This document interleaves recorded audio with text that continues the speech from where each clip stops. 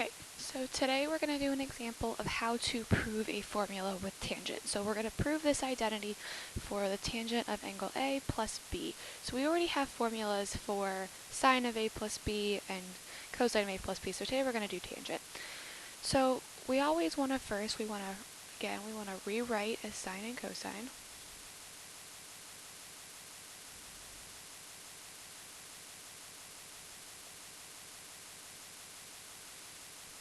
And we want to pick one side and work with that one only. So pick and work with one side only.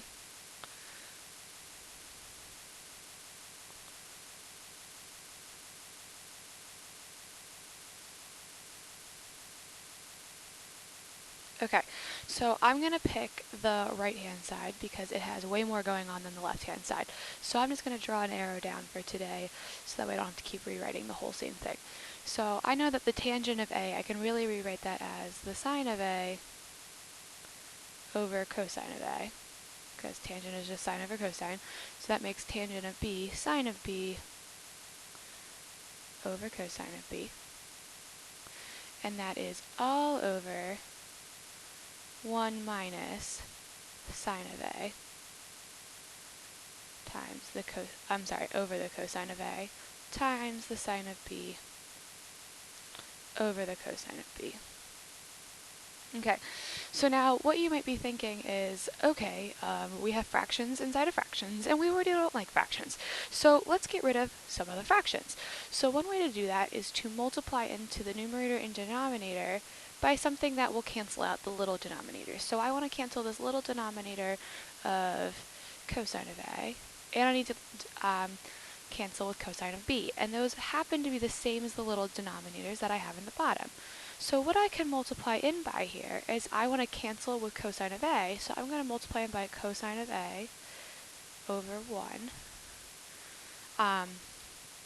times cosine of B over 1. And I'm going to do the same thing in the bottom, because if I don't do the same thing in the numerator and denominator, I actually change the value of my overall fraction, and then it's not what I want to do at all. Okay, so we're just going to distribute through here. So I'm going to write out every step. So when I multiply through, I'm going to take this whole thing, this is one item here, and I'm going to multiply it to every little part in here. So I'm going to multiply this first into my first fraction in the top. So in the first fraction in the top, I'm going to have sine of A, cosine of A, cosine of B, all over cosine of A. We're going to show how everything cancels out. And then we're going to get plus sine of B, cosine of A, cosine of B, all over cosine of B. And then that is all over, so this is our actual big fraction line. So then we're going to have cosine of A, cosine of B, all over 1, because that's just going to multiply by the 1, minus, we're going to have sine of A, sine of B, squishing together that fraction there in the bottom, times cosine of A, cosine of B, and then that little denominator was originally cosine of A, cosine of B. Okay, so now you're probably going, Miss Hanford, you just made it worse. The fractions are bigger. This is a monster. I don't like this at all. Well, ready? Look what happens. It's so simple. Ready? I have a cosine of A here, and I have cosine in the bottom. So look, boom, boom. No more cosine. Oh, but I wrote something wrong, and no one is here to correct me on it, so no one did. So we have cosine of B here. Let's make that 1 of B. Whoops, my bad. So then we have cosine of B over here, we have cosine of B up here, they go away. Boom. Now, nothing cancels down here, so we're not going to do anything with that first fraction in the denominator, but look, I've got a cosine over here, and a cosine in here, they go away. Cosine B, look at that. No more fractions. So we're getting down to the end, so we're left with sine of A, cosine of B here. Plus, we're left with sine B, cosine of A in the second one, all over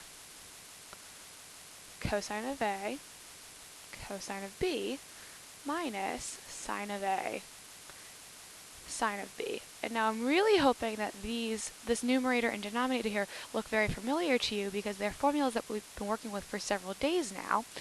So we'll change colors one more time, because the sine of A cosine of B plus sine of B cosine of A, that's really the formula for the sine of A plus B. And cosine A cosine B minus sine A sine B, well, that's just the formula for the cosine of A plus B, which is fantastic, because what we were trying to show was that this giant fraction up here was actually equal to tangent of A plus B, which we know it now is, because sine over cosine is equal to tangent. So we are all done. So we proved our formula, so that is in fact the formula for finding the tangent of the sum of two angles, and there you go.